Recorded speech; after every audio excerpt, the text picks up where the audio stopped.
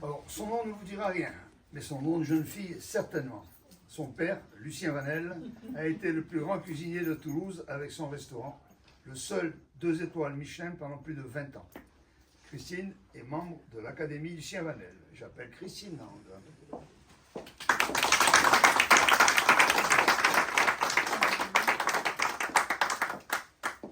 Cuisinière à Castres, restauratrice avec son mari.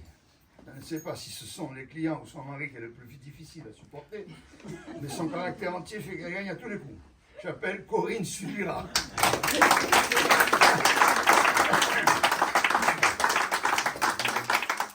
Nous avons partagé le même banc à l'école hôtelière de Toulouse. C'est comme ça qu'on appelait le lycée hôtelier de maintenant. On dit que l'école hôtelière mène à tout. La preuve, il est parti vers la charcuterie en gros et même en très gros. Maintenant, à la retraite, plus souvent à Oslegor qu'à Toulouse, mais pour ce soir, on a réussi à l'avoir. J'appelle Alain Calmette.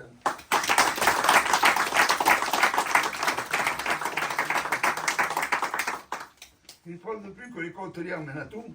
Il a commencé en cuisine, mais il en est vite sorti pour diriger de l'intérim, et maintenant il dirige un centre de formation. Et peut-être finira-t-il comme restaurateur. J'appelle Dominique Veil.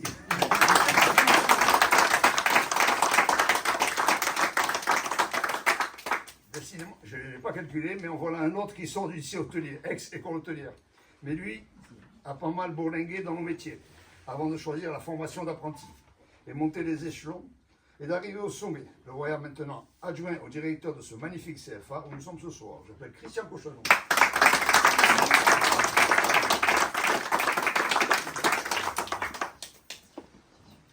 Entrepreneur dans les domaines de l'assurance, de l'immobilier et de la gestion de patrimoine. Épicurien, un physique de rugbyman et un bon vivant, parrainé par un membre fondateur de cette confrérie qui n'est pas encore arrivé, et membre depuis ce soir de l'Académie Lucien Vanel. J'appelle Benjamin Tardieu.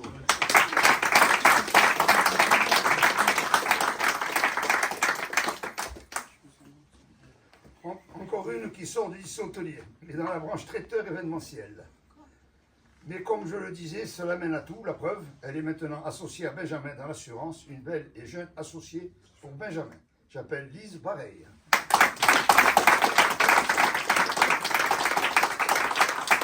J'avais gardé les meilleurs pour la fin. Ça fait peur en général quand on dit qu'on a des huissiers dans la salle. Donc, ce n'est pas le métier le plus aimé pour le commun des mortels que nous sommes. Mais pour nous, il a été parfait, et je l'aime bien.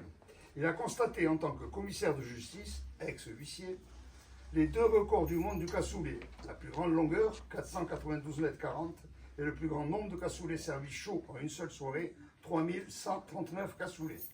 C'est pourquoi j'appelle Éric Cuquier, avec ses 2 jeunes et jolies stagiaires, et surtout épicuriennes, Elsa Lebel et Manon Lefebvre.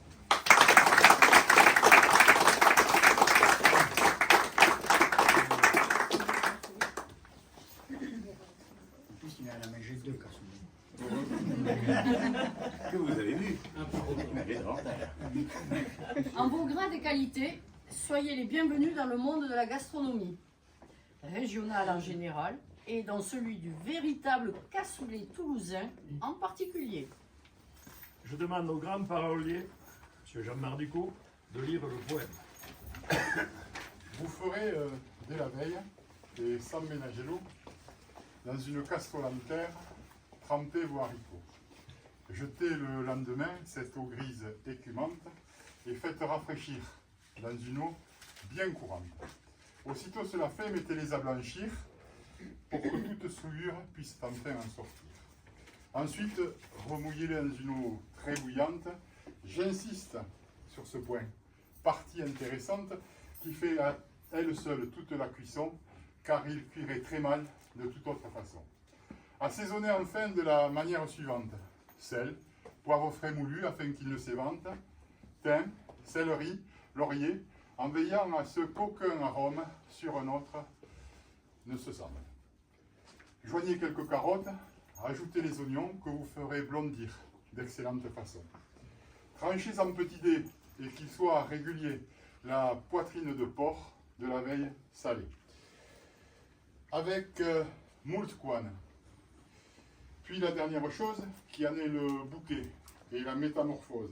Vous puisez dans le fond d'un grand pot de confit un quartier de canard salé et des mieux conservés.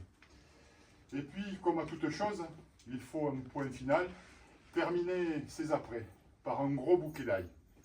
Vous mélangez le tout parmi vos haricots et vous ouvrez le pot. Comme il faut que ce plat soit cuit exactement, 3 heures de cuisson suffiront largement. Et puis, comme immuablement à Toulouse, ajoutez la véritable saucisse de Toulouse. Faites tout gratiner de telle façon que le plat bien roussi soit couleur de moisson. C'est un poème de Pierre Carayon, Le cassoulet en gastronomie. En littérature.